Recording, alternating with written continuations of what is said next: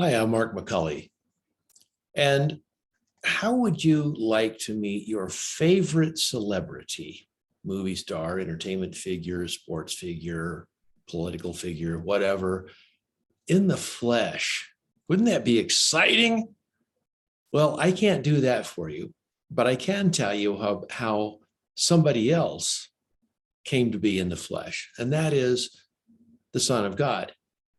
And that's what Christmas really focuses on, is what is called the incarnation. And what that means is coming to be in the flesh, basically. And so in John's gospel in the New Testament of the Bible, we read in chapter 1, verse 14, and the Word, who is this person he's been talking about and describing, became flesh and lived among us. He became one of us, just like us. He became human and lived among us. And as we read in the Christmas story, he wasn't born in a palace.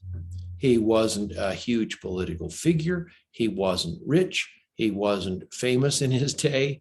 He was simply an ordinary person. He was born to a young peasant girl and her husband, who was a builder.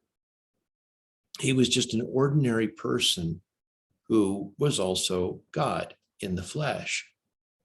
And so he didn't grow up removed from, as though he lived in a palace, removed from all of our pain.